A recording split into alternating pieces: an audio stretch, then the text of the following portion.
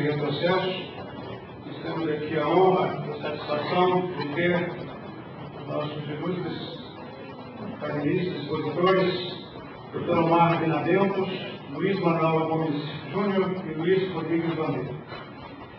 Nós queremos, inicialmente, convidar o Dr. Omar Benaventos, doutor em Leis, magistrado em Direito Processual, membro titular e vice-presidente do capítulo argentino do Instituto Pan-Americano de Direito Processual, professor titular em Direito Processual, autor de vários livros da área de Direito Processual e conferencista internacional.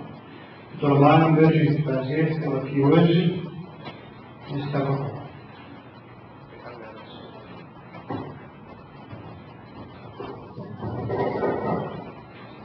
Senhores, bom dia. No voy a tomar atrevimiento de hablar portugués. Tomar atrevimiento de hablar portugués es un delincuente idiomático. Primera aclaración. Segunda aclaración, voy a hablar de sentado porque yo soy más pequeño que un querido. Por tanto, no tengo posibilidad ninguna de evitar los errores de alguien.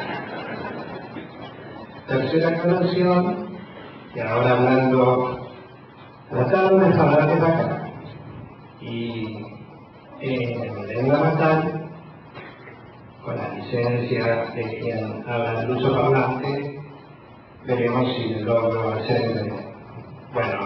el agradecimiento de rigor, pero acá hay mucho más sentido porque a Marcos Alfonso Borges yo lo conocí cuando no tengo tantos años menos, pero tenía menos. En el año 1983 en Rosario. Y desde allí me uno a la amistad que ahora se agrega a su hijo Flavio, que concurre a todos los encuentros panamericanos. Y para mí es un gusto estar por primera vez en Goiânia. Por supuesto, no he estado 6 veces como el doctor Alvarado, como corresponde.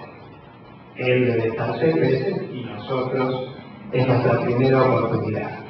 Pero mi sentido de agradecimiento a Marcos Alfonso y a los organizadores de este, hasta el momento, para mí, perfecto. Anónimo. Avances y retrocesos en el proceso civil.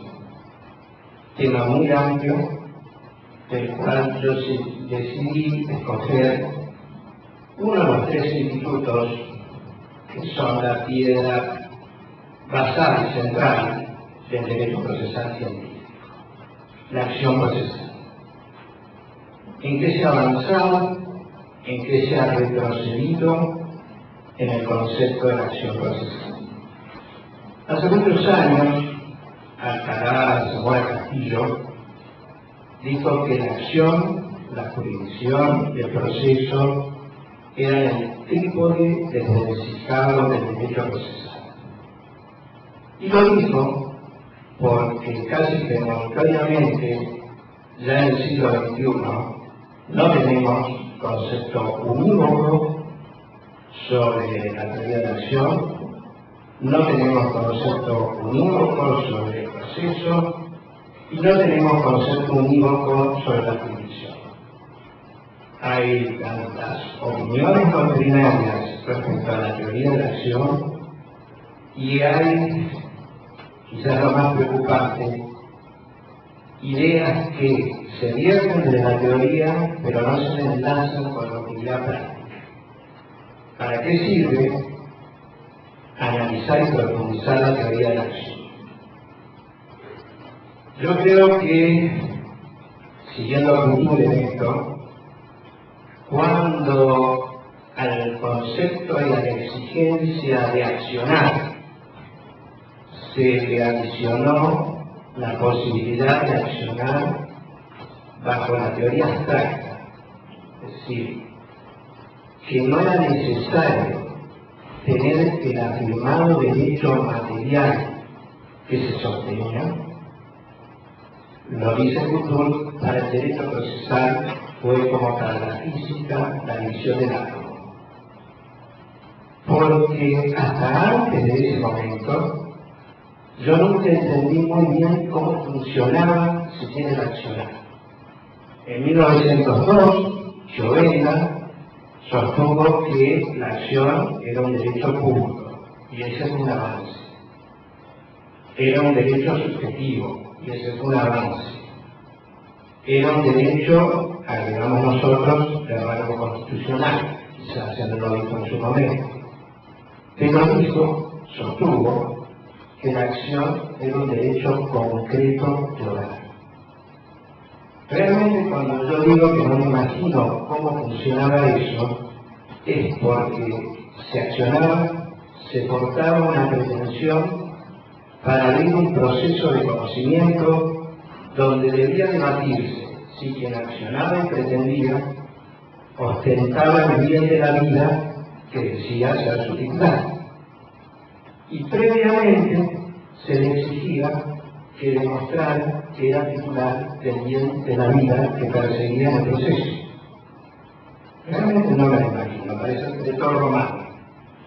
Ahora bien, cuando la acción se moderniza, entonces alguien dice, el derecho de la acción es para aquellos que tienen razón, que están persuadidos de tener la razón, y para aquellos que saben que no la tienen. Porque es una regla del juego que toda vez que por medio de la acción se afirma la existencia de conflicto intersubjetivo de intereses, en virtud de que el Estado se ha reservado el monopolio de resolver los conflictos intersubjetivos de intereses, se debe dar lugar al andamiento de la acción. Solo si no existieran los presupuestos del accionar, y ellos son casi por defecto negativo, no pueden accionar las personas jurídicas extinguidas, y no pueden accionar, no pueden pedir las personas físicas fallecidas, muertas. Los muertos no pueden accionar, tampoco pueden pegar un persona. Así que, obviamente, bajo estos mínimos presupuestos que se le exigen al derecho de acción, agregándole, y siguiendo en esto agregado, investidura de quien recibe ese accionar. Si él tiene que ser ante un órgano, o un árbitro, un órgano jurisdiccional, un árbitro. Pero son tres presupuestos. Y despachados esos tres presupuestos, se debe admitir el derecho de pedir, el derecho de tener la mano. Ha sido un avance la teoría abstracta, ha sido un avance poder conceptualizar a la acción como un derecho público, porque en un extremo de la relación jurídica está la autoridad actuando como tal. Ha sido un avance que sea de rango constitucional y que integre el derecho de peticionar ante las autoridades. Hoy la acción es un derecho humano fundamental. Ha sido un avance que sea un derecho autónomo, por tanto distinto del derecho material debatido y abstracto, por tanto que no es necesario tener el derecho material debatido para poder pedir. En todo caso, si no se lo tiene, terminará con una pretensión retrasada, pero el accionar sí se concretó. Y ha sido un avance que las ideas de Humberto Briceño Sierra y Adolfo Alvarado casi cerraran el concepto moderno de acción. Porque al derecho público, autónomo, abstracto, de petición ante las autoridades, se le agregó un derecho proyectivo, necesariamente bilateral. Podemos discutir si es bilateral o trilateral. Si enlazan tres sujetos, quien insta, el juez y quien se proyecta es instar la acción, pero no me quiero detener en eso. La acción porta contenidos pretensionales, sirve para aportar contenidos pretensionales. Si me dicen que esta definición es un avance, es un avance. Pero hubo un problema en nuestra doctrina de este siglo, del siglo XXI y del siglo XX, porque se sigue manteniendo hoy, que se identificó esa aportación de contenidos pretensionales con la etapa inicial del proceso. Y por tanto, todas las discusiones han versado sobre el trinomio acción, pretensión, demanda. Si fuera verdad, y lo pongo a discusión del auditorio, que la acción porta diversos contenidos pretensionales, contenido pretensional en la fase inicial del proceso de postulación, contenido pretensional en la fase subsiguiente del proceso de contradicción. Quien contradice tiene un contenido pretensional de defensa de la acción, porque el modo de portar su defensa es acudir al ejercicio del derecho de acción. Si avanzamos, el contenido pretensional que porta la acción será de confirmación. Y si seguimos, el contenido pretensional que sigue portando el derecho de acción es el de validación e impugnación. Volviendo a donde quedó afincada la doctrina. La doctrina quedó afincada en esa lucha de acción-pretensión. Y por tanto, hasta un autor de la talla de Lino Palacio dijo que el criterio de la acción era infecundo y que debía remitirnos solo al concepto de pretensión. Hoy mirar una acción como portadora de contenidos pretensionales, además de lo que expresé antes, se acciona y se pretende cuando se cautela. Y para meter quizás en el terreno más escabroso, hay aquí procesalistas civiles y penales, y porque me parece que el derecho procesal penal es algo muy serio, el derecho procesal moderno penal y sus productos, los códigos acusatorios, voy a dar una opinión que esta sí viene controvertida. No digo que lo que expresé antes no tenga, no digo verdad, sino un algo de despejar un poco este monte donde, insisto, no nos pudimos despejar y no nos podemos despegar de ese trinomio acción-pretensión-demanda.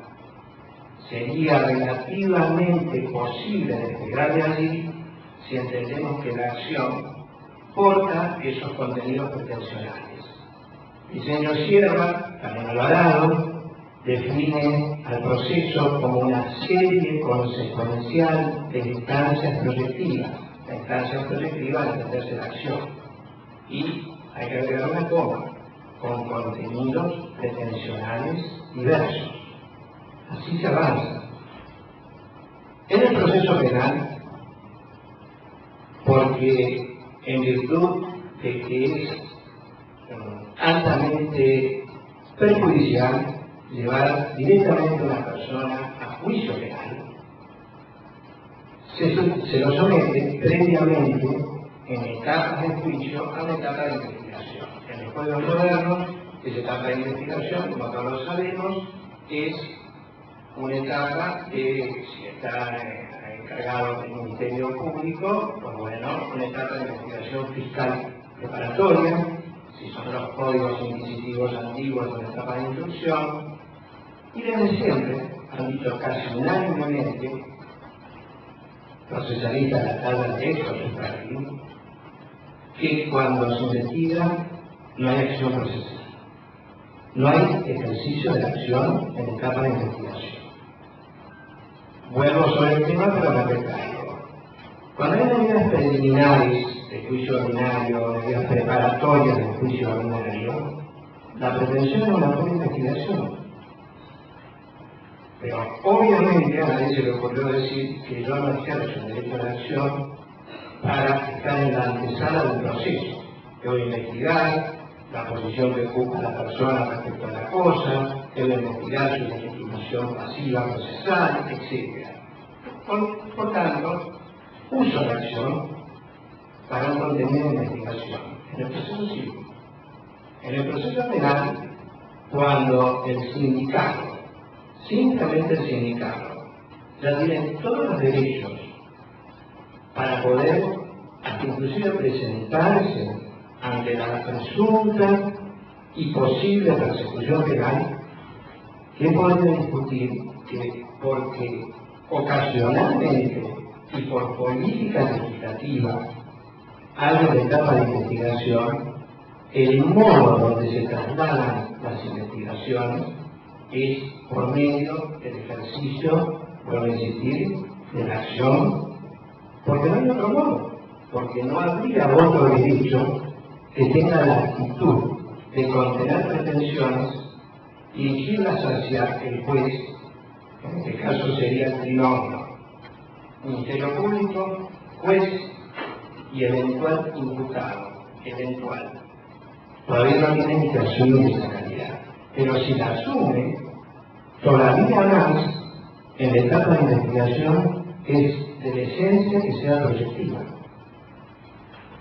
Si nos imaginamos en las pruebas que son irreproducibles, si nos imaginamos que en todos y cada uno de los actos en que hoy un imputado en los procesos penales modernos tiene intervención, es porque lo que ejercita como investigación el Ministerio Público necesariamente para mantener la igualdad de las partes en función del debido proceso se proyecta sobre el imputado.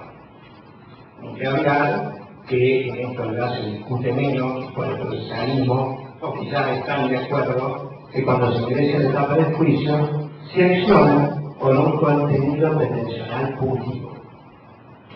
Pero vuelvo a insistir, por no poder decidir, por no poder distinguir que los contenidos pretensionales diversos no afectan en nada a la estructura unitaria de un concepto que es invisible, nos ha llevado a la conclusión de que la acción puede ser la pretensión, o, por insistir, que la acción es algo que puede prescindirse.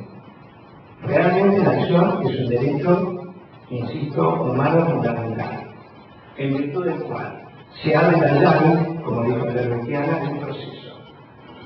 Pero no solo eso, se abre la llave del preproceso cuando estamos en investigación, se abre la cautela y se acciona cuando, lo dije antes, se impugna. Cuando uno denuncia un recurso, en teoría de impugnación, uno ejercita el derecho de acción con portando una pretensión de impugnación. Para ir terminando, porque me quedan 2 minutos con 52. Y acá se podría mirar, me ha faltado porque las signos se prometen. Entonces, para redondear, y lo que más me interesaría es que el auditorio, si es que me han logrado comprender el idioma materno, y me interesaría precisamente que los procesalistas penales debatan si lo que uno ha anunciado pasa a ser un pacto de inspiración, tiene algo de sustento científico, puede debatirse, porque yo tuve la fortuna de cursar la maestría en Derecho Procesal y mi tesis fue Teoría General Unitaria del Derecho Procesal. Y sigo persuadido, esa tesis lleva ya casi 10 años,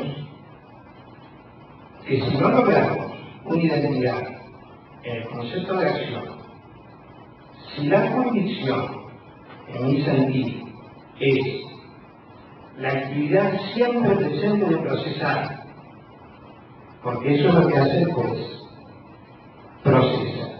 Eventualmente te lo componer, hoy vale esto para litigio penal o civil, eventualmente cautelar y eventualmente ejecutar. Hoy los procesos penales no terminan necesariamente en heterocomposición, pero siempre un juez procesará. Entonces, si acción es el concepto que vimos antes y es unívoco, si la jurisdicción tiene la nota que yo he remarcado, Y si el proceso es una serie consecuencial de instancias proyectivas portadoras de diversos contenidos pretensionales, si fuera cierto, si podemos trabajar sobre estos tres esquemas, entonces sería posible, porque es un avance científico entre los avances y retrocesos, que, por ejemplo, el alumno de grado entienda que cuando ingresa al estudio de la materia procesal penal, está ingresando a un mundo donde la acción fue distinta, el proceso fue diverso y lo que hace la jurisdicción algo diferente. Teoría general unitaria es una pretensión ambiciosa. No soy yo el que lo vengo sosteniendo. En el año 1958, Eduardo Carlos ya postulaba un socialista que no era santafesino, el autor del Código Procesal y Fianza en Segundos, del Código Procesal Civil y Comercial de la provincia, sostenía la necesidad de la teoría general unitaria. Entonces el desafío que le dejó a la victoria. Muchísimas gracias.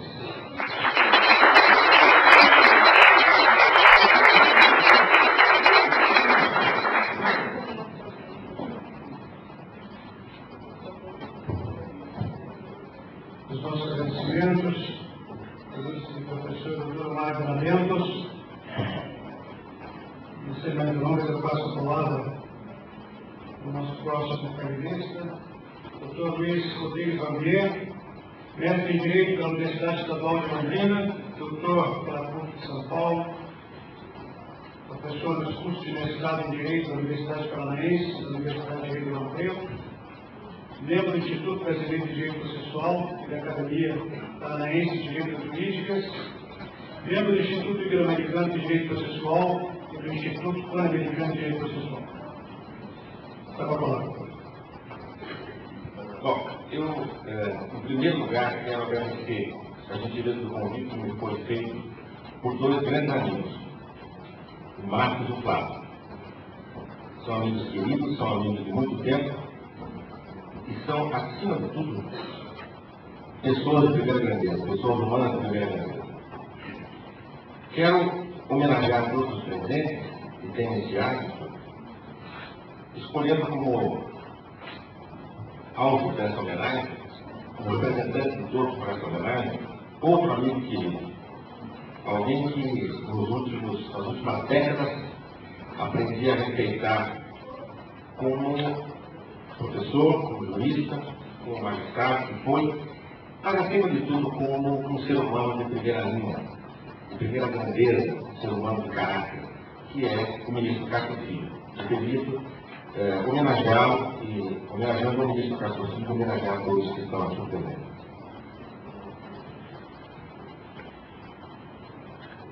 Cumprimento o presidente da mesa, o professor Gilberto Marinho, cumprimento a todos e me proponho a falar nos próximos 50 minutos, claro, sobre avanços e retrocessos do processo civil.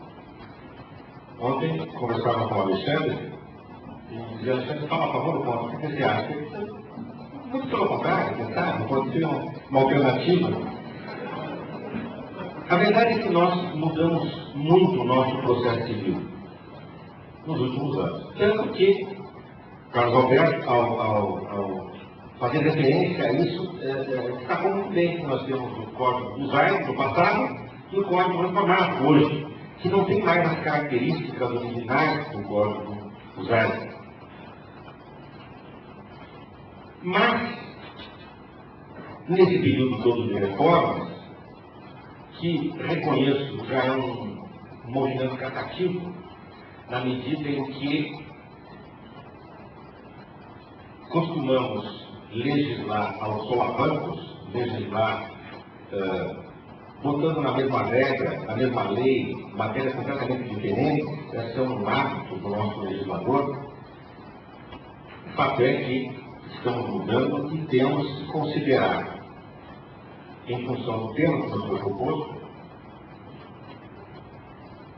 progressos havidos e retrocessos havidos nesse período todo de reforma.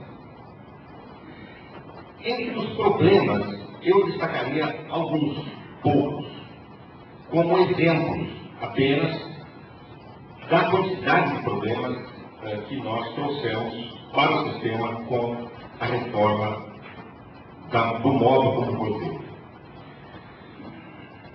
O primeiro deles, eu diria, num raciocínio que me permitiria chamar de macro, é o grande problema do assonamento em buscar soluções legislativas para problemas estruturais. Nós temos questões estruturais graves e nós buscamos com a lei fazer um milagre da transformação.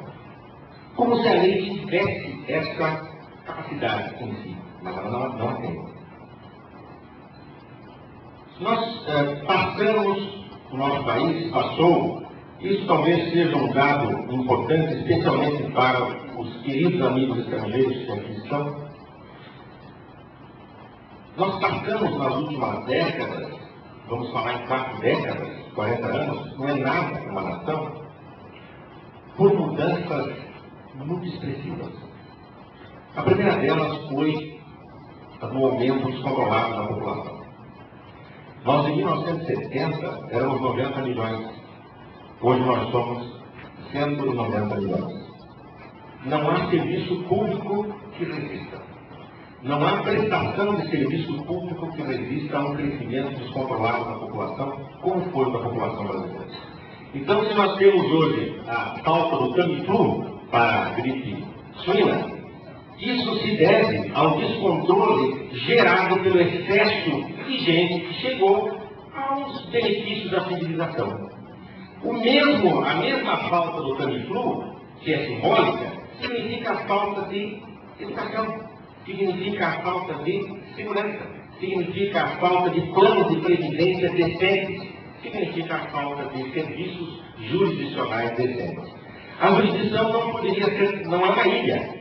Imagine um país em que nada dá certo, porque houve um descontrole gigantesco e a jurisdição dá certo. Não seria a nossa, seria uma jurisdição de outro país. Então, na verdade, a crise do judiciário é a crise brasileira. A crise, talvez, do crescimento, a crise, nesse sentido, seria uma boa crise, uma crise capaz de trazer ao médio e longo prazo, se formos diligentes, disciplinados e inteligentes, boas soluções e bons resultados. Tivemos nesse período também de 4 décadas a consolidação da democracia com todos os seus efeitos, inclusive o da liberdade de expressão, inclusive o da liberdade de reivindicação. Nos tornamos reivindicantes.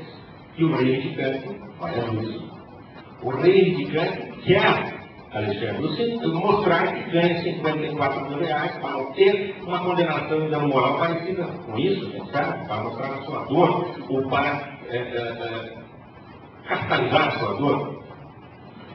Nós tivemos, ainda nesse período, o reconhecimento pela via legislativa de novos direitos. Por exemplo, os direitos previstos no Estatuto da Criança e do Adolescente, os direitos previstos no Estatuto do Idoso. Aliás, tem uma regra muito interessante no Estatuto do Idoso, que todos nós temos o direito de envelhecer com dignidade. Eu pergunto se seria um direito renunciável ou transferível, se eu poderia ficar só com a parte da dignidade e não com a do envelhecimento. Acho que não.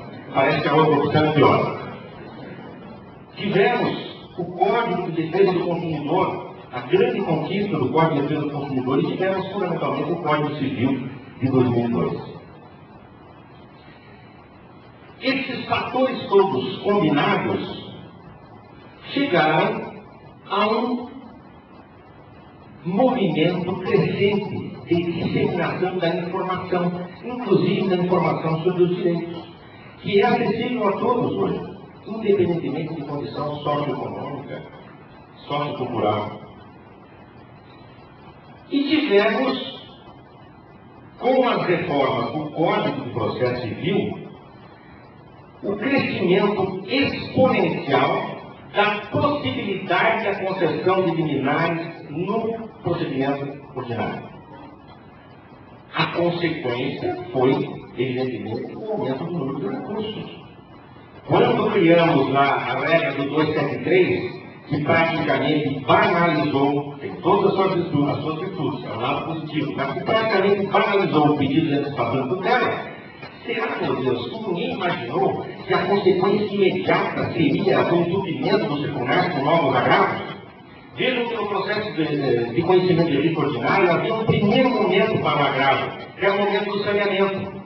Nesse momento, segundo estatísticas feitas, por exemplo, pelo Paulo César Pinheiro Carneiro, da UERJ, esse era o primeiro momento para um grande número de agravos. As partes alegavam basicamente 85% dos casos secamente de defesa, porque haviam requerido determinada prova que havia sido definida pelo juiz. Esse passou a ser, a partir da introdução desse mecanismo 273, da antecipação de tutela, dessa generalização da antecipação de tutela, passou a ser o segundo grande momento do agravo.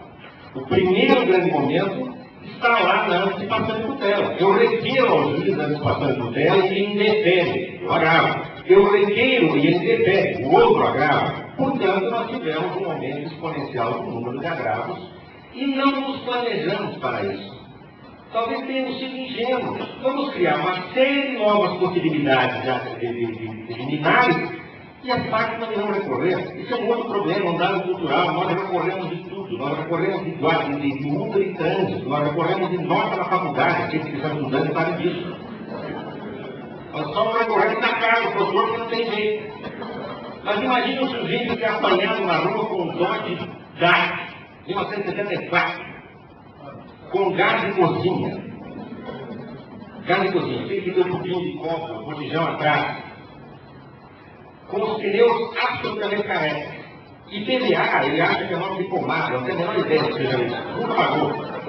O motorista pergunta se ele pode mostrar a carta, ou a carteira do motorista. Não sei se é isso, não tem, está presa. Esse sujeito é multado por umas 15 infrações de trânsito. E ele recorre. Ele contrata aqueles que anunciam no poste. Em todas as grandes cidades tem um anúncio no poste. Ele diz assim, foi multado? Fale comigo. Ele contrata e vai recorrer. Então, é ingenuidade do reformador do Código imaginar, supor que a criação de uma série de possibilidades disciplinares não seria acompanhada de uma série de agravos. Agora nós reclamamos. Nossa, todo mundo recorda. Que é o quê? Se criou as possibilidades para isso. Falta de planejamento para a reforma do Código de Processo Civil. E aqui tem um problema que não seria um retrocesso, mas seria um problema crônico do sistema.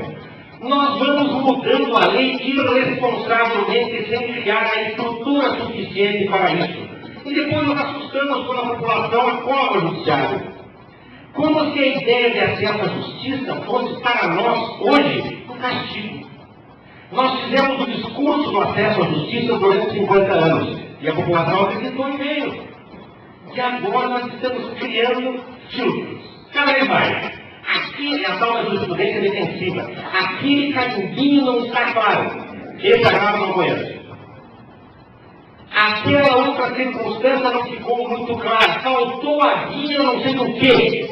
Então nós criamos hoje mecanismos para espantar a população do judiciário. Isso é traição à sociedade. Nós fizemos o discurso do acesso à justiça. A sociedade acreditou no nosso discurso. E na medida em que veio, como nós não nos equipamos, o Estado não se equipou para resolver, para absorver essa demanda toda, nós tratamos agora de criar artifícios para eliminar esses chatos que, afinal de contas, vêm recorrer ao judiciário. Parece aquele convite feito para você aceito. É aquele fulano chega para você, apareça lá em casa, dá um endereço, pô, eu vou. Diz o dia, eu vou. Mas esse convite frouxo, esse convite sem solidez, é um convite que me parece para não ser aceito. Talvez tenha sido isso que fizemos com a ideia de acesso à justiça no país, infelizmente. Criando um descrédito na sociedade. Criando na sociedade um outro fator de descrédito para com o serviço público. Vocês poderiam dizer, bom, esse cara é pessimista, é o pai do pessimismo, mas nasceu pessimista. Não. Há acertos, e grandes acertos. Há rumos que podem se transformar em novos acertos. E eu falarei então de alguns deles. O Alexandre tomou o meu discurso quando falou da execução. Exatamente isso, Alexandre, foi talvez um dos grandes acertos da reforma. Possibilitar um processo de execução mais rente às necessidades do sistema. Aquela história de se dá para pagar em 24 horas, não é brincadeira, fica para nós. O dia útil não tem 24 horas. Há que se dormir, inclusive. Há que se fechar o fórum, inclusive, mas é um prazo corrido de 24 horas para o pagamento. Teoricamente, o sujeito poderia desejar pagar às 3 da manhã. E lá o fórum fazer o pagamento, depositar o valor para o qual havia sido solicitado pelo senhor Conselho de Justiça. Mas houve, de fato, grandes vantagens na execução. Pena que tenha ocorrido veto presidencial em alguns dispositivos interessantes, bastante discutidos, ao contrário do que diz a justificativa do veto. Uma das justificativas do veto presidencial diz que faltou discussão na comunidade jurídica. Galera, conversa mole, houve muita discussão, sim, em torno de que muitos de nós participamos. Por exemplo, aquela regra que permitia a penhora do bem de família. Opa, vocês dirão, opa, esse cara é louco. Não. A ideia de bem de família é uma ideia para preservar, posta na lei, para preservar o conceito de dignidade da pessoa humana. Agora, o conceito de dignidade da pessoa humana não é avaliável em pecúnia. Vou explicar. Por que nós temos que preservar uma casa, um plano que vale 5 milhões de reais, que vale aproximadamente, em números redondos, 2 milhões e 500 mil dólares norte-americanos, em nome da impenhorabilidade do bem de família? Será que não seria melhor nós darmos um teto a partir da média da população? Eu lembro que naquela ocasião nós discutimos os dados do IBGE, que é um órgão extremamente confiável e que levanta a cada 2 anos, no plano dos imóveis urbanos, a média do valor da residência do brasileiro. Na época era alguma coisa em torno de 150 mil reais a média. Ora, por que não penhorar, então, acima de 150, imaginando que seja essa a média, para que o sujeito que deve e não paga, como diz o capitão Alberto, devo, não deve, mas não paga quando puder, se quiser, para que esse fulano viva numa casa, com uma média da população, numa casa de 150 mil reais, por exemplo, e com o restante do patrimônio pague suas contas. Mas, infelizmente, houve veto presidencial, e esse veto tem até um apelido que eu não posso contar. Bom, outras reformas que foram muito bem sucedidas. A do 273 tem avanço e retrocesso, quer dizer, ela é uma medida extremamente interessante, pois permite à parte usufruir desde logo dos benefícios que viriam só no futuro da sentença. Para os meus alunos de graduação, eu costumo falar do Máscara. Vocês lembram do Máscara? Assistiram o Máscara? Com o Jim Carrey? O Máscara tem aquela mão de mola, vai lá longe, pega a coisa, vai traz para cá. Mas passando o pé no fundo é a mão do Máscara, no tempo. Ela vai lá no futuro, colhe algum resultado provável que virá daquela sentença do futuro e traz para o presente, para que a parte dele usufrua. Outra reforma muito interessante, que me parece talvez tenha sido uma das mais profundas do ponto de vista da mudança de paradigma, foi a reforma do artigo 461. Por quê? Porque mudou a lógica do sistema.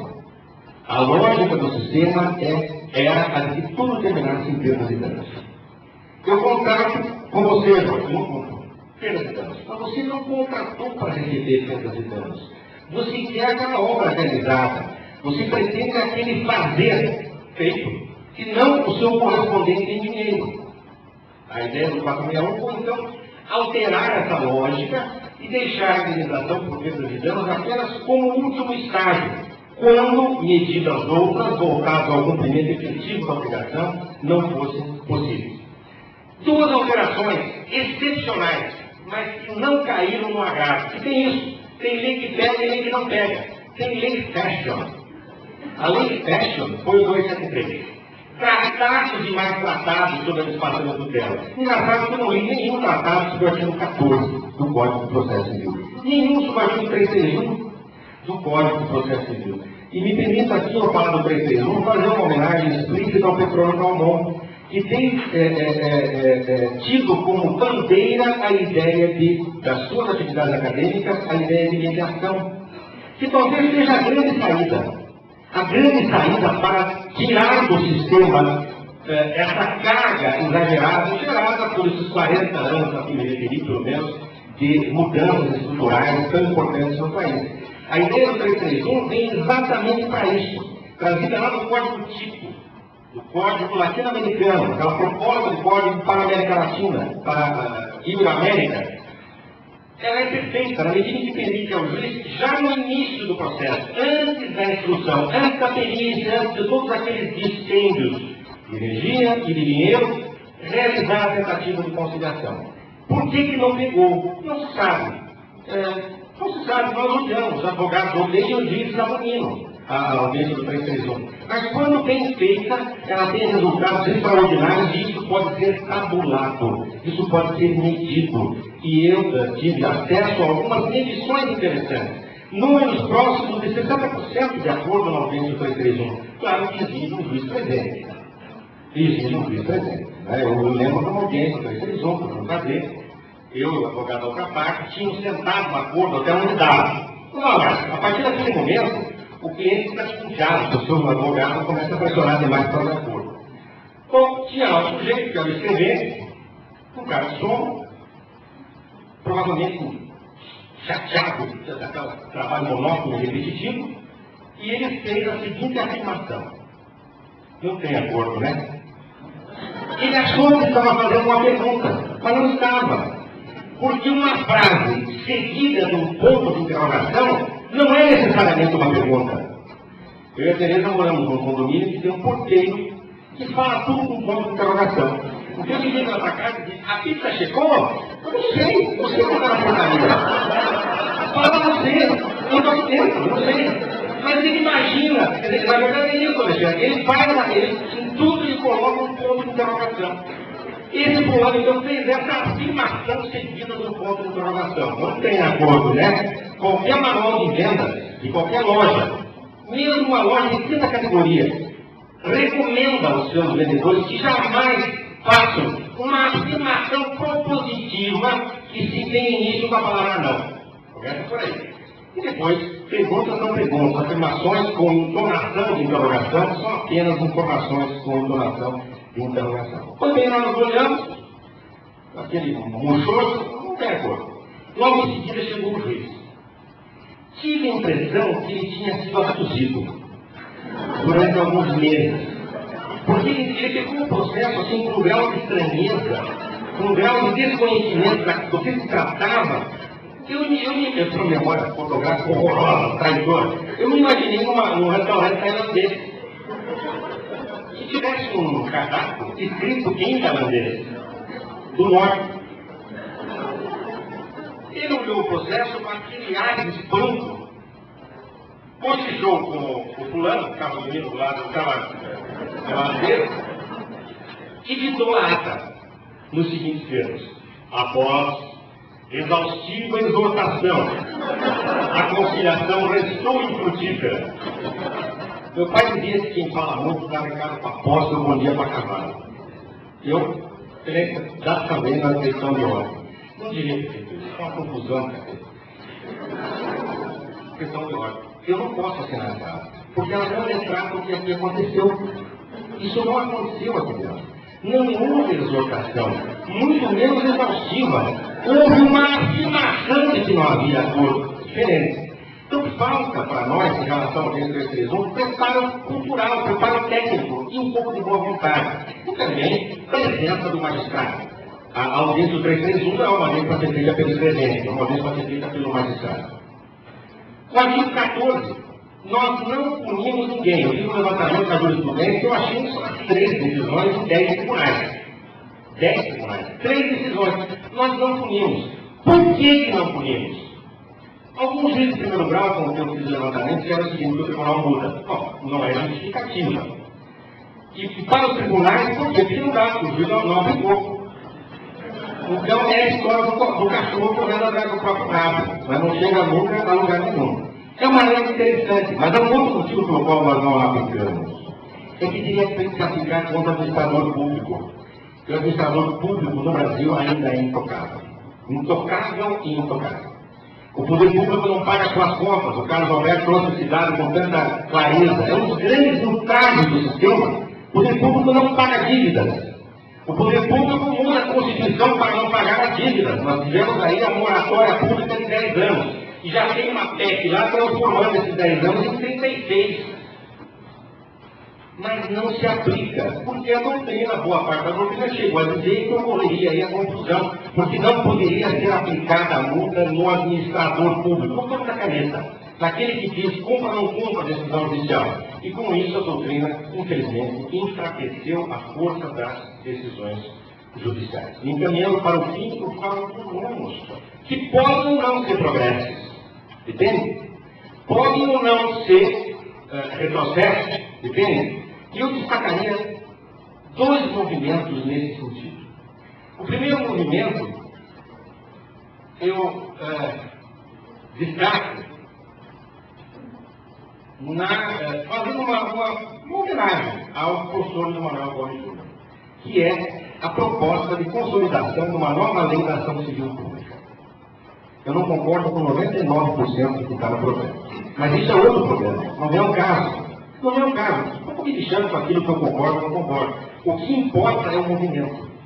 O que importa é a iniciativa do Ministério da Justiça, da Secretaria Nacional da Reforma Judiciária, que, por clareza de visão do secretário Pacheco, escolheu o professor Luiz Manuel para coordenar esse grupo, e eu chamaria isso hoje de projeto Luiz Manuel. É um projeto que está lá, que procura resolver vários dos entraves ligados à ação civil pública, ligados ao processo coletivo. Vai dar certo? Não sei. Depende. Depende do projeto que foi aprovado, do juízo com que eu apliquei, juízo aí no sentido daquele que pai e mãe falam para o filho, tem juízo no filho. E o outro grande movimento que estou autorizado, pedir autorização não sei, a falar é o projeto Sarney.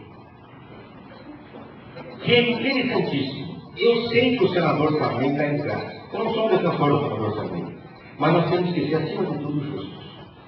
O senador Sarney, há alguns meses, teve a ideia de criar uma comissão voltada a estudar um provável novo projeto de Código de Processo Civil. Então, aquilo que se está chamando, por enquanto, de Comissão Sarney, ainda não houve a instalação da comissão, mas aquilo que se está chamando de uma Comissão Sarney terá um trabalho muito grande de limpeza do sistema e, quem sabe, de proposta para se propor um novo Código de Processo Civil. Me parece uma iniciativa louvável e nós não podemos desconsiderá-la. Aliás, esse é um hábito que nós temos. Né? Nós temos um grande hábito, por razões, inclusive, políticas, etc., jogarmos fora as boas ideias. O que não parece ser uma medida interessante. Nós temos que, enfim, prestigiá-las. Desses dois trabalhos, o trabalho da comissão coordenada pelo professor Luiz Manuel, desse trabalho da comissão Sarney, poderão sair grandes avanços para o sistema. Ou não? Pela credibilidade dos membros das duas comissões, me parece que haverá, sim, muitos avanços. E quem sabe, numa próxima ocasião, nós possamos falar apenas dos acertos e menos dos desacertos. Mas para isso, há pelo menos dois dados que não são dados da lei, que não são exigências da lei, que devem estar presentes. Nós temos que afastar a verdade. Nós temos que afastar as guerras de ego.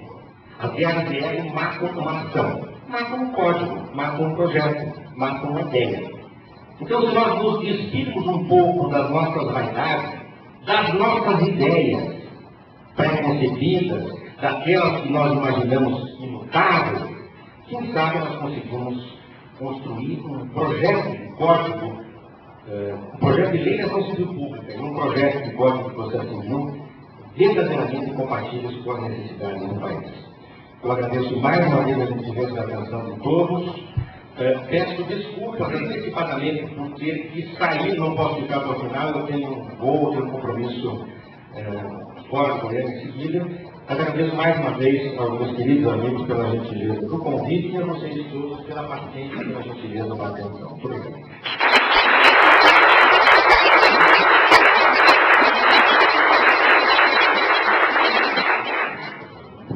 Obrigado, doutor Luiz Rodrigues Oliveira, pela participação e pela brilhante exposição. Passo a palavra agora à nossa vice-primeira-ministra, doutor Luiz Manuel Gomes Júnior, consultor da ONU, mestre e doutor pela PUC de São Paulo e relator do projeto da nova lei da censura. Pela palavra. Eu gostaria, em primeiro lugar, de agradecer aos meus companheiros aqui, a pessoa do doutor Heriberto. É uma honra poder compartilhar a mesa com vocês. Gostaria também de agradecer ao doutor Marcos, ao doutor Flávio, pelo honroso convite de estar aqui participando desse evento. E também gostaria de cumprimentar três pessoas que eu tenho uma notória admiração. A primeira delas é a professora Tereza Hamber Eridi, que, na verdade, eu sempre falo que a dívida de gratidão que eu tenho com ela, o professor Aldo Alvim, não será paga nunca. Então, em público, uma vez mais, eu agradeço pelo grande privilégio de ter sido seu aluno e orientando lá na PUC de São Paulo. Ao ministro Castro Filho, uma pessoa excepcional, que eu já tive também a oportunidade várias vezes de agradecer ao privilégio da amizade. E também gostaria de destacar a presença do professor Bedard, uma das vozes mais autorizadas do Tribunal de Justiça de São Paulo, e que muito me honra com a possibilidade de cada vez mais aprender uma lição em cada voto. Com relação ao tema de hoje, realmente depois do Dr. Omar e do Dr. Vamber, é complicado falar com o auditório, até porque o Vamber tem toda essa atuação midiática, e que eu daqui a uns 10 ou 15 anos vou aprender a ter. Eu gostaria de tratar com vocês os avanços e retrocessos, em primeiro lugar, tratar dos dois aspectos que me chamam bastante atenção, e que eu penso que talvez seriam os dois maiores retrocessos que nós temos no sistema processual brasileiro. O primeiro deles é a grande ilusão que todos nós temos, que nós temos um Supremo Tribunal Federal e um Superior Tribunal de Justiça que julgam os nossos processos. É uma ilusão que nós temos. Eu peguei um dado aleatório para que vocês possam analisar. Está certo que foi um dado bem radical, mas para chamar a atenção, vamos pegar o ano de 2006, lá no Supremo Tribunal Federal. O Supremo Tribunal Federal, entre recursos extraordinários de agravo de instrumento, recebeu 116 mil processos. Que dividido por 10 ministros, o presidente não atua nesse processo, dá uma média de 11 mil processos para cada um. Dividindo pela quantidade de dias do ano, considerando férias, sábado, domingo, feriado, chega a uma média de 31,83 processos ao dia. É óbvio que os ministros não julgam isso. É evidente que não tem a menor condição de julgar isso. Então nós temos lá um Supremo Tribunal Federal, um Superior Tribunal de Justiça, da qual nós pensamos que os processos estão sendo julgados, e na verdade são julgados em qual sentido? Como se fosse uma máquina de produzir decisões. Essa semana eu estava reclamando aqui com o professor Vamber, a Tereza não lembro se eu comentei com isso, o que aconteceu? Teve um ministro que saiu na imprensa que ele fez um mutirão e julgou uma quantidade descomunal de agravos de instrumento. Um desses agravos de instrumento eu fui a vítima. Por que vítima? Decisão do ministro. Nega o impedimento ao agravo por falta de peça essencial. Que peça faltou? O preparo do recurso especial. Mas o preparo do recurso especial não é uma peça essencial do agravo de instrumento. Não está lá no 544. Então, na verdade, o advogado é surpreendido por uma decisão que exige algo que a lei não exige dele. E aí você vai, só que aí as decisões são prolatadas, tem que pensar em consequência. Porque chega um cliente e olha lá e fala, mas doutor, você não juntou uma peça que o ministro disse que era obrigatória? Aí você justifica para o cliente, não, mas não é obrigatório. Como não é, doutor? O ministro falou que é. Aí você mostra o artigo 544 da lei, e aí o Vamber estava falando, que o Nelson Neves briga, que é aquelas decisões surpresas. Qual vai ser o efeito colateral disso? O efeito colateral vai ser, eu vou representar na OAB, para a OAB mandar um comunicado geral para todos os advogados, no seguinte sentido, olha, toda vez que você recorrer ao STJ, juntos podem integrar os outros. E aí, quando nós estamos numa situação de querer acabar com o formalismo, acabar com essas necessidades absolutamente desnecessárias, você obriga a parte a juntar tudo, porque para não correr risco. Então, na verdade, o que está acontecendo? Há um excesso de processo. Sim, o Superior Tribunal de Justiça e o Supremo Tribunal Federal se tornaram um grande segundo grau, né? Tudo chega lá. E é engraçado, o professor Aldovin conta que um doutrinador japonês, esse trabalho está inclusive publicado na revista de processo. Ele foi fazer uma conferência em São Paulo, o professor Taniguchi, e ele disse o seguinte, que a Suprema Corte japonesa reuniu a OAB local para declarar alto-falência. Aí você imagina um japonês com todo aquele perfil dizendo assim, então, nós convocamos a OAB para declarar alto-falência. E aí o auditório fez aquela expectativa. Mas o que tinha acontecido? Naquele ano, não lembro se foi 97 ou 98, naquele ano, a Suprema Corte japonesa havia recebido a incrível quantidade de 2.000 processos. Aí o auditório começou a rir. Aí ele, não, é inacreditável, a Suprema Corte recebeu 2.000 processos no ano. E aí o não parava de rir. E ele, o japonês, né? Não entendi, os caras não estão acreditando. Aí um falou, professor, isso cada ministro nosso recebe ao mês. Aí, tipo assim, aí ele ficou assustado, né? Quer dizer, algo que para nós é absolutamente normal.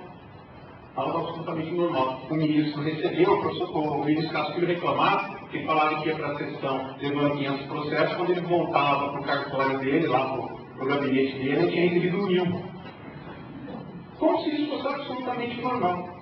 Só que aí, nós temos um outro problema, que é o segundo que eu vou destacar para vocês. Eu brigo muito com a Tereza a respeito disso, mas é o grande problema da chamada loteria judiciária.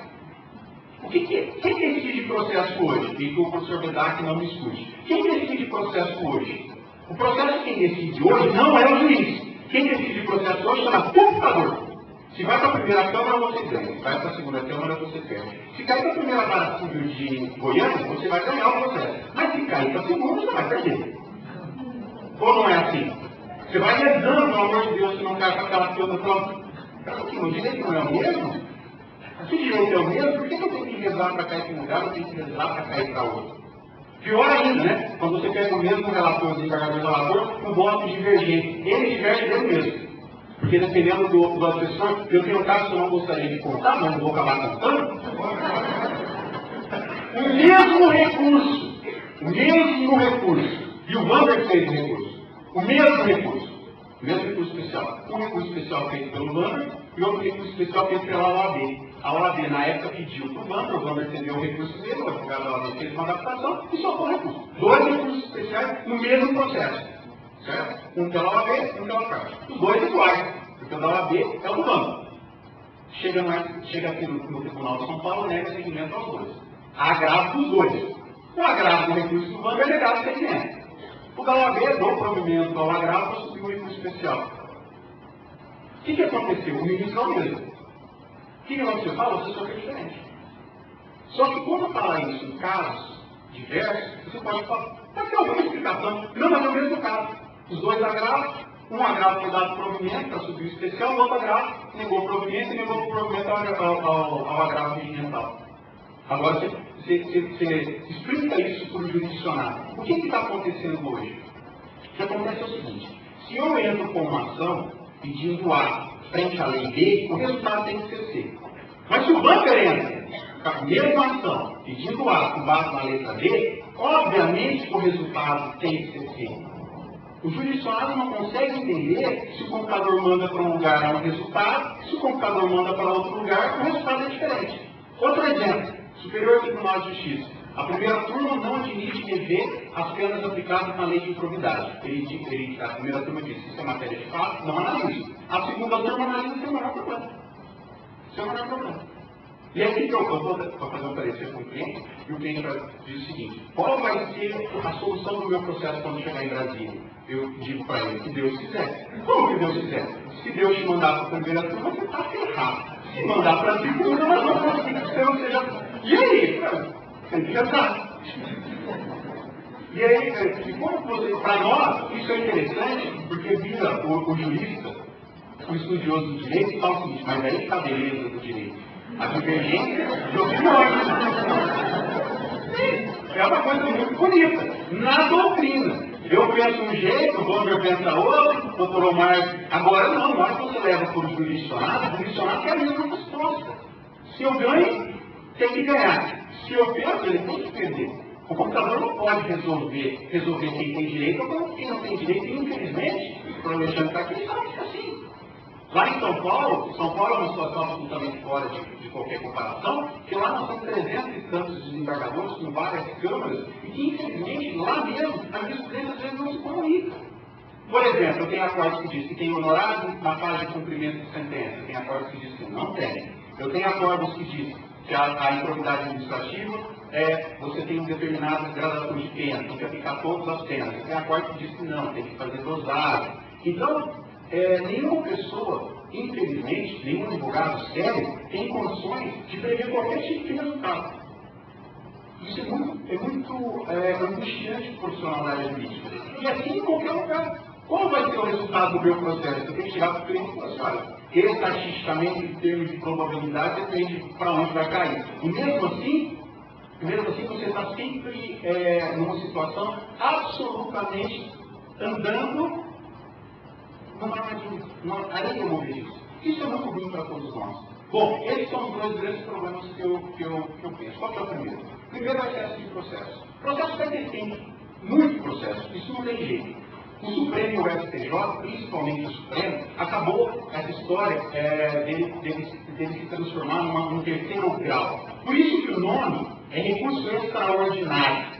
Você entendeu? Por quê? Porque a atuação do Supremo nessa suporte deve ser extraordinária. Hoje, o recurso extraordinário, nós estamos propondo uma emenda constitucional de transformar ele em ordinaríssimo, né? Porque, na verdade, tudo sobe ao Supremo Tribunal Federal. Por isso, o Dr. Marcos é um dos maiores estudiosos da repercussão geral, por isso tem que ter o curso. Eu gostaria, particularmente, que o Supremo pudesse aplicar todos os casos. Então, seria muito interessante. Nós temos uma certeza absoluta, tramitou em primeiro, tramitou em segundo, chega o Supremo, analisa, isso é claro. Então, vamos adotar o fio. E aí, os números estão mostrando. Como é que eu posso admitir que o ministro do Supremo analise, tenha que analisar, tem que ter um processo, pessoal, tem que ter um processo, só de agravo e extraordinário. Não tem que esquecer as ADINs, conflito de competência, todos os demais tipos de processo. E o segundo grande problema é que nós temos que nos preocupar com isso. E os juízes, infelizmente, aqui vai a minha crítica, os juízes, principalmente do Tribunal de Segundo Grau, não têm utilizado um mecanismo extremamente importante na lei, chamado uniformização de jurisprudência. Vamos uniformizar, vamos reunir. A minha posição, eu levo a minha posição, o André leva a dele, vamos ver qual vai prevalecer no tribunal, e que o tribunal tenha uma voz só quando se trata em matéria de direito. Se o Superior Tribunal de Justiça vai manter ou vai reformar, nós vamos seguir a jurisprudência do Supremo, a jurisprudência do STJ. Não adianta. Hoje eu brigo muito que os juízes de primeiro grau, especialmente de primeiro grau, eles criam um jurisdicionário de primeira e de segunda categoria. Por quê? Porque o de primeira categoria, bem estruturado, com bons advogados, vai recorrer até o Superior Tribunal de Justiça, vai recorrer até o Supremo. Mas aquele advogado que não tem essa condição, o que vai acontecer? Vai ficar ali, vai ficar sem comigo. E aí eu vou ter o direito, eu tinha o direito, e esse direito não vai ser exercido, porque o juiz de primeiro grau não concorda com a jurisprudência do Supremo e do Superior Tribunal de Justiça, e o meu advogado não vai recorrer. Isso é muito ruim. E aí cria o grande problema que eu falei para vocês, que ela tem decisões. Nós temos aí diversas decisões a respeito da mesma temática jurídica. Bom, você está reclamando, não adianta reclamar com soluções. Quais são as propostas? Lá no Ministério da Justiça, desde o ano passado, mais ou menos em março, começou um estudo de reestruturação do sistema coletivo brasileiro. Então, o ministro Tarso Genro, junto com o professor Rogério Favreto, nomeou uma comissão, da qual aqui integra o professor Vando, o professor Gide, o professor Petrone, e que muito me auxiliaram lá, né? Eu fui designado como relator, e nós preparamos um anteprojeto da nova legislação civil pública. Aí todos aqui vão me perguntar, e a história dos códigos de processos coletivos? Nós abandonamos a história de código de processo coletivo. Aproveitamos muito das ideias dos códigos que estavam em discussão. O código, a primeira proposta que tinha sido apresentada há muito tempo pelo professor Gide, depois nós tivemos a estruturação dessas propostas através da USP com a professora Ara, o próprio professor Aloysio comandou um grupo de estudos no Rio de Janeiro. Então, o que nós fizemos? Nós aproveitamos, claro, várias dessas propostas. Mas esse trabalho acabou tendo muitos bons frutos, e foi encaminhado pelo presidente da República ao Congresso Nacional agora em março. E ganhou o número 5139/2009 na Câmara dos Deputados. A ONU está com uma atuação muito incisiva em cima desse projeto, porque o pessoal acha que esse projeto vai ser um modelo para os países ibero-americanos e provavelmente, inclusive, para a Europa. Porque há uma reestruturação completa do próprio sistema processual coletivo com reflexo no sistema processual individual. Eu trouxe para vocês algumas das propostas, né? O projeto hoje está na mesa do deputado Biscar, no Rio de Janeiro, e eu estou auxiliando ele na elaboração do substitutivo. A Casa Civil fez algumas alterações, a Câmara dos Deputados está vendo se vai manter ou não vai as alterações, está em discussão. É só pedir para baixar um pouco a tela. Primeira questão, proposta de avanço. É claro, e eu vou fazer uma pergunta para vocês, desesperadamente por causa do meu tempo, eu vou perguntar algo para vocês, o seguinte: quanto custa um processo? E eu não pergunto custa, porque em São Paulo é 1%, no Nordeste alguns estados falam 3%, 5%, 2%, não quero saber quanto é a custa, eu quero saber quanto custa. Quanto custa um processo se ele em primeiro grau? Quanto custa um processo se ele vai para o segundo? Quanto custa se ele vai para o STJ e para o Supremo? Quanto custa isso? Eu pergunto e ninguém me dá a resposta. Por que ninguém me dá a resposta? Porque ninguém sabe. Agora, nós somos usuários de um serviço em que ninguém sabe quanto custa esse serviço. Será que precisa que o Superior Tribunal de Justiça, como no caso do FGTS, naquela diferença da FGTS, aprecie 600 mil vezes a mesma coisa? 600 mil vezes a mesma coisa. Então você pode olhar para os recursos especiais pularam do número 600 mil para 1 milhão sempre e alguma coisa. Por quê? Porque foram 600 mil recursos especiais para tratar a mesma coisa. E o que acontece aqui? Qual que é a proposta do projeto? No artigo 32, nós simplesmente colocamos que a coisa julgada no processo coletivo é essa ONU. Então, com uma única ação, eu vou resolver o problema no Brasil inteiro. É ONU, independentemente da competência territorial do órgão prolator ou do domicílio dos interessados. Aqui eu não coloquei na tela, mas qual será a competência? Dano de âmbito nacional, competência da própria Estado. Qualquer Estado. Pode ser desde o Rio Branco até Porto Alegre. Dano de âmbito nacional, vamos discutir na capital e no Estado com reflexo nacional. Se o bendito do remédio faz mal, ele não pode fazer mal em Goiás e não fazer mal em São Paulo. Ele não pode fazer mal no Acre e não fazer mal no Rio Grande do Sul. Se ele faz mal no Brasil inteiro. Ou se ele faz bem no Brasil inteiro. Então nós vamos solucionar todos os problemas com uma única ação, evitando, primeiro, aquele excesso de processo, aquela repetição desnecessária, e o problema da bateria judiciária. A título de exemplo, em cada estado nós podemos ter hoje uma decisão diferente. Outro problema também interessante. Hoje, o sistema adota a coisa julgada só favorável, julgada procedente. Uma ação coletiva, eu posso ajuizar as liquidações individuais. Julgada improcedente a ação coletiva, os indivíduos podem ajuizar suas ações individuais para discutir aquele mesmo direito. É um sistema muito bom, o nosso sistema atual, mas na prática não funciona. Por que não funciona? Porque, vamos analisar, se a questão já foi decidida pelo Poder Judiciário, e o Poder Judiciário diz, não há direito, por que eu vou permitir que aquela mesma pretensão seja individualmente, novamente levada ao Poder Judiciário? Aí todos vão, algum que teve uma certa resistência de apoiar a proposta, eles falam, mas é um direito ao acesso à tutela jurisdicional. Aí a resposta da maioria da comissão foi, não, mas a tutela jurisdicional foi acionada. Foi acionada através de uma demanda coletiva, na qual o Poder Judiciário diz, não há direito.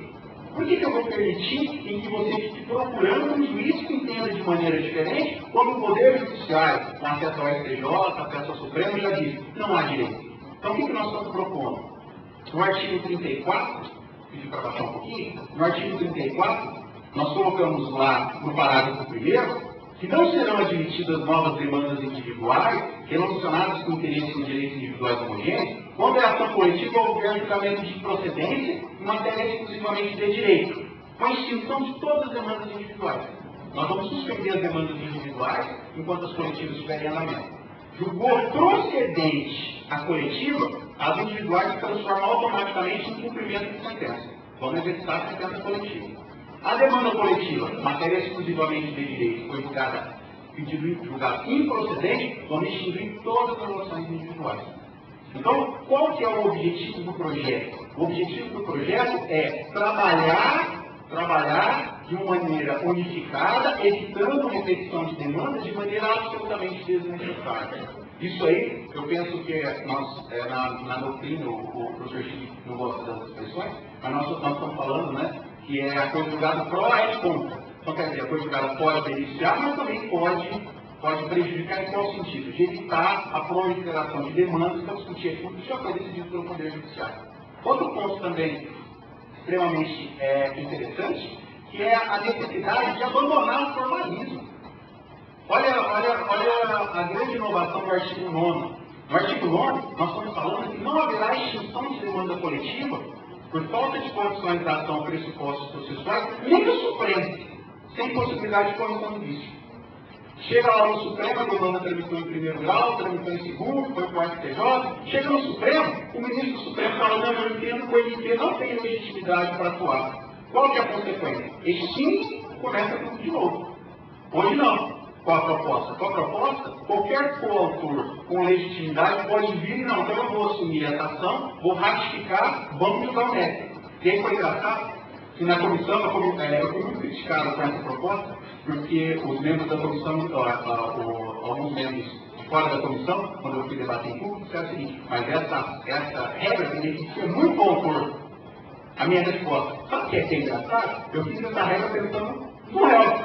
Como no réu? Imagina o réu que ganhou, porque todo mundo tem mania de achar que a ação coletiva é julgada procedente. Vamos imaginar o réu que ganhou. Eu ganhei em primeiro grau, improcedente. Ganhei em segundo grau, improcedente. Ganhei no STJ, improcedente. Chega no Supremo, o Supremo diz parte é ilegítima, o que acontece? Extingue de novo, começa de novo. Aí o pessoal se convenceu, não, a regra é de equilíbrio. Sim, e outra, se o réu perdeu em primeiro grau, ele perdeu em segundo, perdeu no STJ, se ele ganhar no Supremo por ausência de condição da ação, o que vai acontecer com essa demanda? Vai ser avisado de novo, ele vai enfrentar tudo aquilo de novo, com uma sentença que tinha dito que ele não tem razão, com a acordo do STJ dizendo que ele não tem razão, com a acordo do segundo grau que ele não tem razão. Qual o sentido disso? Então nós acabamos com esse formalismo. Aqui eu não coloquei, mas nós vamos poder, inclusive, alterar o pedido ou a causa de pedir até a sentença.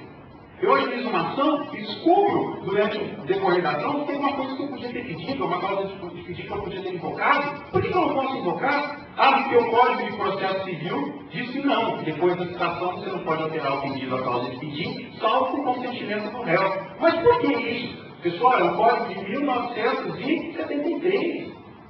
Que tipo de demanda que eu tinha em 73? Que tipo de demanda que eu tenho em 2009? Será que eu quero para a sociedade brasileira do século XXI os valores e as restrições que existiam no Código de Processo Civil da década de 70? Não, é claro que não. E aí, qual que é a regra de equilíbrio? Desde que não resulte para o réu prejuízo injustificado. O processo está concluído para a sentença, pronto para a sentença. Está lá com o juiz. Eu vou fazer um pedido, uma petição de tanto. Não, é claro que não. Aí está causando prejuízo para o réu. Mas aí, o objetivo é justamente o equilíbrio. E agora, encaminhando já para o encerramento, uma outra questão que me parece que vai incentivar a atuação dos outros colegitimados, que o que acontece? Hoje, infelizmente, não sei, o Ministério Público é o dono da ação civil pública. Nós estamos criando mecanismos de incentivar a atuação dos demais colegitimados. Nós estamos ampliando a legitimidade da OAB, inclusive a secção e a subsecção, que nem tem personalidade jurídica, vai poder agilizar a ação civil pública, mas como que nós estamos pensando? O que nós estamos propondo? Nós estamos propondo que toda condenação em pecúnia, toda condenação em dinheiro, reverta para o local do dano. Hoje, qual a regra? O valor, a proposta, o dinheiro obtido vai para o Fundo de Direitos Difusos em Brasília. Então, quer dizer, se chega com o prefeito e fala, vamos realizar uma ação coletiva? Ele diz, mas o que vai acontecer? Se tiver uma condenação, vai para Brasília. Mas por que eu vou atuar se o produto da condenação não fica na cidade, vai para Brasília? Agora, a partir do momento que o produto da condenação, o produto daquele ressarcimento fica no local do dano, nós estamos entendendo que vai haver um maior incentivo para a atuação dos demais colegitimados.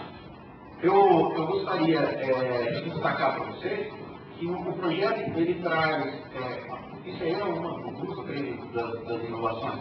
O projeto traz inúmeras inovações, nós estamos criando um cadastro de processos coletivos. Se eu perguntar para qualquer pessoa, para o presidente do Supremo, quantas ações coletivas há no Brasil, ele vai me responder, não sei, ninguém sabe. Quantas ações civis públicas tem no estado de Goiás? Não sei, não é citado. Nós vamos criar um cadastro na qual todas as ações serão registradas nesse cadastro, concluído do Conselho Nacional de Justiça, e antes de você ajuizar uma ação coletiva, você vai consultar esse cadastro, para você ter uma ação coletiva igual.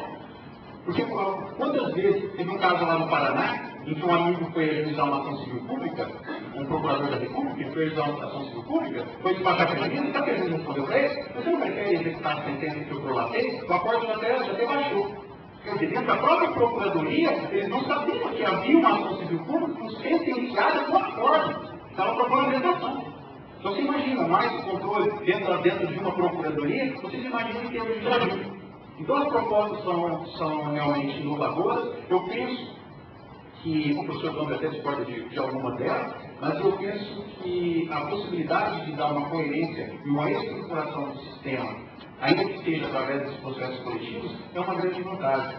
Para quem quiser, o projeto está à disposição lá no site da Câmara, e eu penso que é uma fonte praticamente inesgotável de matéria para estudos. Até brinco que falo com a professora Tereza, que tem determinados parágrafos lá que só eles justificaram tese de doutorado, né? Mas que nós temos a convicção de que, com a aprovação do projeto da nova legislação civil pública, haverá claramente um grande reflexo no processo individual.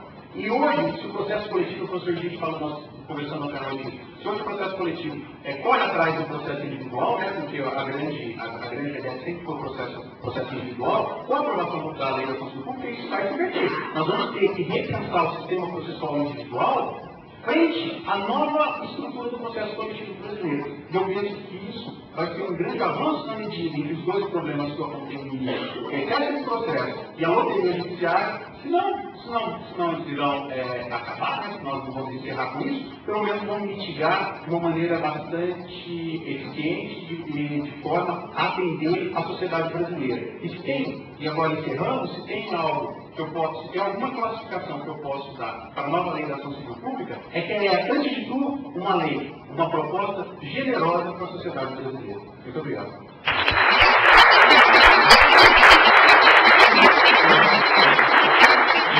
Obrigado, doutor Manuel Gomes Júnior.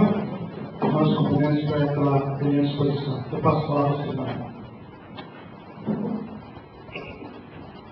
Antes de passar as perguntas, gostaria de convidar o doutor Guido Águila Grados, presidente do capítulo Peru do Instituto Pan-Americano de Direito Processual, para falar em breves palavras sobre a revista do Instituto Pan-Americano.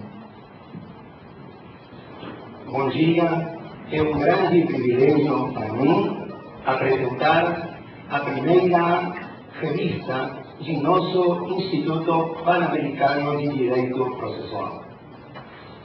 Desde sempre, as pessoas trazem estampas de sua origem e tradição em lâmpadas mágicas que esfregam cada vez que tem uma data importante para recordar e incham o peito e orgulho e grandeza.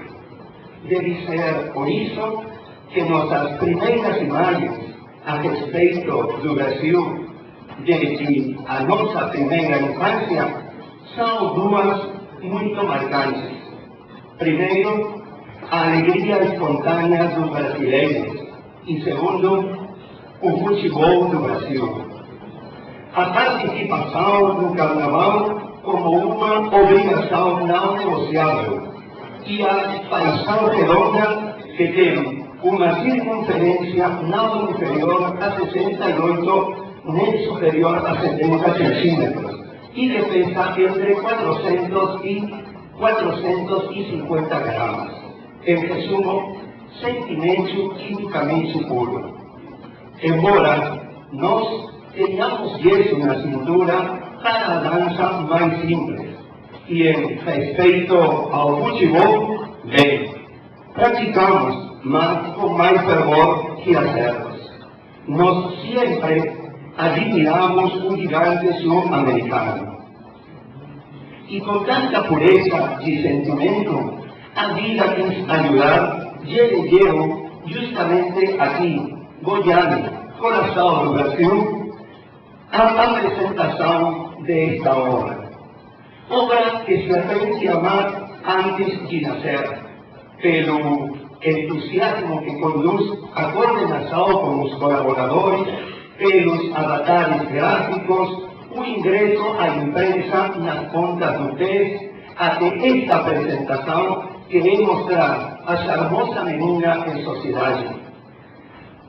Existem feitos que se apagam no tempo, outros trazem a memória. Deus permita que o segundo seja o que ocorra com o desenvolvimento vital desta publicação. Publicação que busca pagar uma dívida pendente de nosso instituto, que se pague os juros compensatórios, os moratórios e se transforme em credor. Aqui tem todos os sangues. Processualistas de 6 bandeiras molharam com tinta as páginas que encerram para procriar o primeiro número da revista do Instituto Pan-Americano de Direito Processual. Juan Montevarroca, Espanha; Federico Guillermo Domínguez, Argentina; Eugenia Ariano de O, Perú; Teresa Aguda Alvin Banvier, Brasil; Héctor Granillo Fernández, Argentina; Jorge Horacio Cini, Argentina; Edwin Duarte Delgado, Costa Rica; Hugo Muñoz Basáez, Chile; Roberto González Álvarez, Perú; Glauco Guberato Ramos, Brasil; Jorge Pascuarelli, Argentina; Carlos Picado Vargas, Costa Rica; Ana Calderón Sumarriba, Perú; Cristiana Domínguez, Argentina; Gonzalo García Lamas, Chile; Aníbal Gerardo Acosta, Argentina; y Máximo Flores, de Argentina. A maravilla de estos libros é que se unem penas e reflexões de diferentes gerações. Então, se engrandece a figura de juristas 5 estrelas que moldam os mais jovens. Juan Montevarroca e Frederico Domínguez realizam esse magistério profissional e humano. Compartem generosamente seus ilustres nomes em luzes de neon, como fazem com seus conhecimentos de música e guerra. O rótulo deste primeiro número, Ispitai, tem muito de subjetivo, de peruano para ser mais exato. Significa liberdade em quechua, o idioma dos incas, daqueles que habitaram a parte sul-ocidental deste continente antes de nós. Terra que é um imã de recordação e passagem turística obrigatória para o resto do planeta. E quisemos ser convictos com a ideologia que inspira o Instituto Pan-Americano de Direito Processual, coerentes com a razão de ser da fundação deste organismo por Humberto Briceño Sierra e a razão do dinamismo que insufla seu presidente, o mestre Adolfo Alvarado Veloso, o processo como último bastão da liberdade. Porque não existe liberdade que tenha caído como maná do céu. Todos, para alcançar grandes liberdades, lutaram. Trasladando isto a um plano intelectual, diríamos que se transforma em um debate. Somente em confrontar filosofias diferentes se pode parir ciência. E isto, a nível processual, é uma necessidade vital.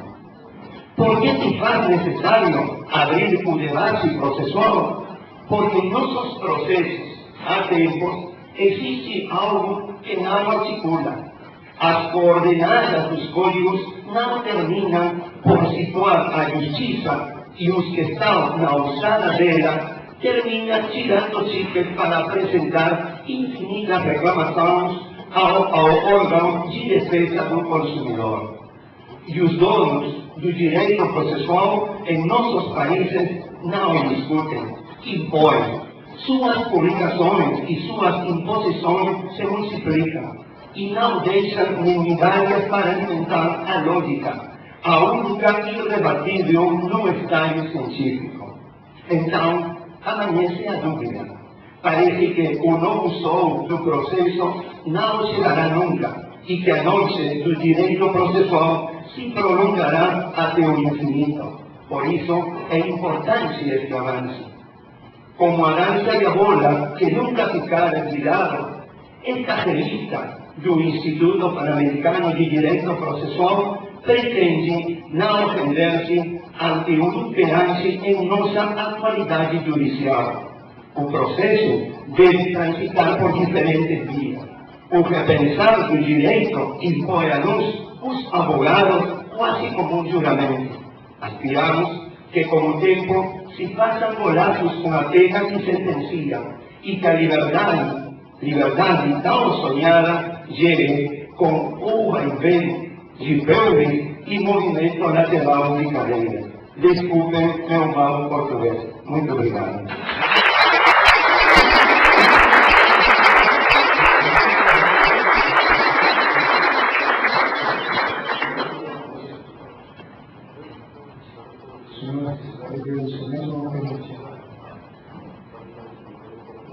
Muchas gracias. Concretamente sobre el tema de hoy, me deseo referido a la eficacia del proceso. Yo quisiera ayudarle a mi país a alguna conclusión preliminar, por lo menos, para ver si hacemos algunos avances a nivel legislativo. En nuestro país tenemos un proceso civil, a mi modo de ver, dualista, sobre todo el proceso de conocimiento. Para vincular un derecho sustantivo tenemos que pasar por etapas y rápidamente.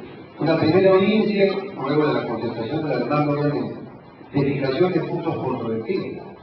Luego otra audiencia de saneamiento procesal. Otra audiencia de pruebas, en la que se harán los alegatos. Y luego viene ya la etapa de conocer el tema. Y en todas estas etapas se faltan por 1 o 2 años. Si queremos ser eficaces para resolver los conflictos, ¿se ha pensado en algún momento por aquellos estudiosos del derecho procesal en implantar un proceso único para todo tipo de conflictos que consistiría en lo siguiente: demanda, citación a audiencia única, donde el demandado conteste la demanda, las dos partes actúan sus pruebas y en ese momento se dicta sentencia, con lo cual ahorraríamos un par de años? Esa es mi pregunta, que ojalá me pueda responder. Hablando en español. Gracias. Por la avanzada de la hora no tengo nada, voy a hacer una respuesta corta. El litigio llega luego que se desató el conflicto. Y tengo para mí que uno de los graves problemas que acucia y que trae esa medicina que hablaba Ramón de la Loca equivocada, es que ahora todo debe comprimirse. Será porque lo miro desde la óptica del abogado litigante. Cuando hay 15 angustiosos días para comparecer, contestar la demanda y ofrecer pruebas, no creo que ese sea el plazo razonable que nos habla la Corte Interamericana de Derechos Humanos. Hay una urgencia desmedida, exorbitada, por entender que un proceso es una carrera donde hay que eliminar todas las vallas para llegar rápido a lo que se sabe a la ley. Cito en el Código de Perú, que también es el Código de la Nación Argentina, pomposamente llamado Código de la Nación Argentina. Con la demanda toda la prueba, con la contestación toda la prueba. Es una contradicción interna, porque la prueba debe recaer sobre los hechos contradichos. Y por esta urgencia desmedida de que el mal del proceso, que es un mal en sí mismo, le obligamos, le generamos la carga al actor que ofrece toda la prueba cuando no sabe si se va a sanar, va a haber rebeldía, etc. Pero si el actor tiene 10 años para preparar la demanda, el demandado tiene 15 angustiosos días para responder. Resultado, aquellos códigos que pomposamente buscan la verdad real, lo que hacen es comprimir a una verdad formal. De otro lado, las audiencias orales, donde un juez, sin tener la más mínima posibilidad, acá nos hablaba, por la abrumadora cantidad de litigios, de conocer, siquiera mínimamente de qué se está discutiendo, limitan los puntos de discusión y limitan los medios de prueba. Entonces, este no es el tema de qué vamos a hacer con los procesos, sino qué tipo de justicia se produce con formalidades y banalidades. Los primeros, terminando con esta respuesta, los primeros 15 días, 5 se llevan demandado en discutir con el abogado las cuestiones económicas. Otro tanto en extender poder, otro tanto en empezar a recabar los medios de prueba, es una ficción absurda. Las cargas deben diferenciarse. Primero comparecer, luego correr traslado de la demanda y luego ofrecer prueba, a contratiro de todo lo que están haciendo los códigos procesales latinoamericanos, donde lo ponen en una suerte de máquina a una persona y al abogado que desconoce en absoluto del litigio que le traen a su conocimiento, y en 15 días tiene que hacer una ficción de responder. Entonces, los códigos de corte en el inquisitivo tienen que ponerse de acuerdo. Si quieren obtener algo de realidad de lo que pasó allí en el plano social, no pueden someter a personas a formalidades para que contesten balbuceos respecto de cosas que no tienen ni siquiera tiempo para elaborar. Entonces, más profundo que esto, que la urgencia del tiempo, es pensar que el proceso como método cognoscitivo no puede generar que una persona cognoscitivamente le dé un jugador antes de 15 días. Quien es abogado y en esos 15 días de tomar audiencia, contestar traslados y ocuparse del nuevo litigio que le traen, lo que produce es un producto de pésima calidad que lleva a que aproximativamente el juzgador se empape de cosas que pueden coincidir con la realidad social o no. Yo creo que el eje, un poco como de lo público, de lo ya aquí y ahora, del código peruano, pero discúlpeme, también el código argentino, lo que generan son cargas absurdas. Esas audiencias de conciliación, esas audiencias de prueba, esas audiencias donde no hay sanción, basta que un testigo presenta un certificado médico y se filtra toda la audiencia.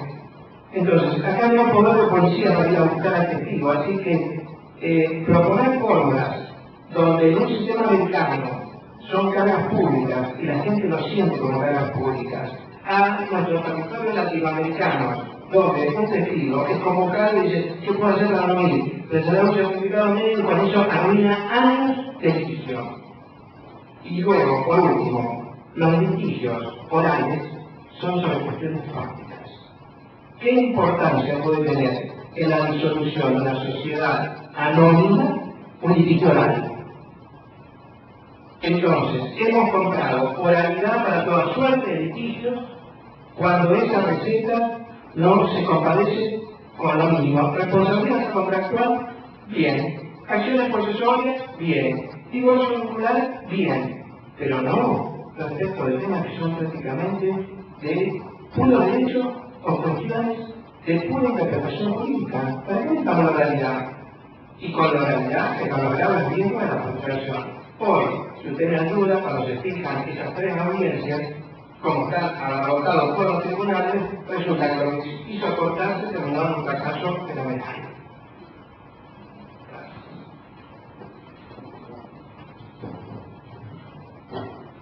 As últimas considerações, a obra do Dr. Luiz Manuel está à disposição da editora PRT, pretendendo um sorteio de algumas obras. Eu só gostaria de, mais uma vez, dizer que este evento é ímpar, é histórico, não só pela participação dos nossos expositores, com suas brilhantes exposições, pelos debates, mas também pelo lançamento da revista, do primeiro ano da revista. Nós cumprimentos da comissão organizadora, da comissão editorial e todos os participantes desse número 1 dessa revista, que, portanto, esse evento não temos dúvida que é histórico. Os nossos agradecimentos ao Dr. Juan Monteiro Aroca, Alexandre Freitas Câmara, Carlos Alberto Alves Oliveira, Dr. Mário Pinamentos, Luiz Manuel Gomes Júnior, doutor também Luiz Rodrigues Bandeira, que tem que se apresentar de forma justificada. Eu quero passar aqui ao doutor Omar Benaventos, certificado de participação.